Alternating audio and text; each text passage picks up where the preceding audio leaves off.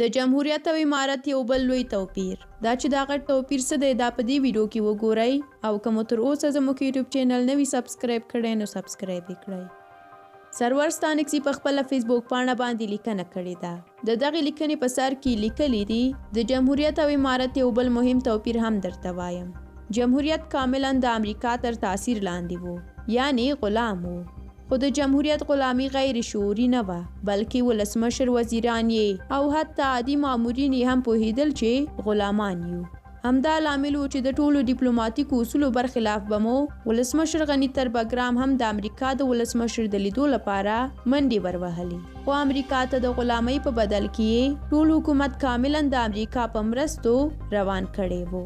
که بیخي لنډۍ ووایم د جمهوریت غلامي شعوري وه د یو تفاهم په اساس رامنځته شوې وه. جمهوریت پال په دې باور و چې د وطن د پرمختګ لپاره باید د یو زبرځواک هېواد لنډمهاله غلامۍ ومنو تر څو وطن پرمختګ وکړي. له غلامۍ پرته د وطن پرمختګ ستونزمن یا بیخي ناممکن ورته برېښېده. داسې غلامان د خپل بادار لپاره هر وخت خطرناک ثابتېدلی شي ځکه هوښیار وي د یو عادي فرصت په لټه کې وي چې خپل بادار هم په لغته ووهي. او همدارنګه په نړۍ کې ډیر مثالونه هم شته. خو د امارت غلامۍ غیر شعوري ده. د امارت شاید د رهبرۍ محدود غړي د پنجاب شعوري غلامان وي خو د ټولو ښکته رتبه وګړو د پوهې سطحه یې بیخي کمه ده. د هغوی لپاره د سترو سیاسي مسایلو درک ستونزمن دی. هغوی غلامان دي خو د ناپوهۍ له امله په خپله غلامي نه پوهیږي ځکه د پنجاب غلامۍ هم ردوي. هدف دا چې امارت مو هم غلام دی خو د غلامۍ په بدل کې له پنجاب څخه د وطن د پرمختګ لپاره ګټه هم اخیستې نه ده. که له پنجاب ګټه هم اخلي ارزښت یې د دوی تر غلامۍ بیخي کم دی. دا ډول غلامۍ د وطن او هم د خپل بادار لپاره خطرناک ثابتېدلی شي. مثلا که غلام بیدار نشي بادار یې په داسې طرحو کار کولی شي چې د غلامي د بیدارېدو په حالت کې له غلامۍ د خلاصون هیڅ امکان ونه لري. د ژوند کولو لپاره مجبور وي چې ابدي غلام پاتې شي. خو د دې هم امکان موجود دی چې د خپل بادار پر وړاندې ودرېږي. یو وخت ورته لوی سردرد جوړ شي.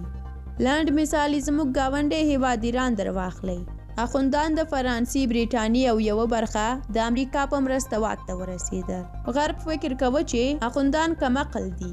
موږ به د دوی په حاکمیت کې په ایران کې هر ډول موخو ته ورسېدلی شو. خو وروسته د غرب د توقع خلاف حالت راغی. اخوندان چې واک ته ورسېدل دوی پوهېدل چې د حکومتدارۍ په هنر نه پوهېږي. د دې لپاره چې غرب یې تیر نه باسي نو د حکومتدارۍ په واک کې پاتې شول. خو چارې یې کاملا د ایران د لوستو وګړو په مرسته روان کړي. تاسې وینئ چې د غرب د سختو بندیزونو باوجود هم ایران ناکام پاتې شوی نه دی. درنو کتونکو له تاسو هم مننه کوم چې ویډیو مو تر پایه ولیدله. دا د جمهوریت او امارت غټ توپیر چې موږ له تاسو سره شریک کړ. که تاسو هم کومه وینا لرئ نو په کومنټ کې ولیکئ. موږ هم ستاسو ویناوې خبرګونونه په نورو ویډیوګانو کې نشروو. تر بیا ښه وخت ولرئ. د خدای په امان.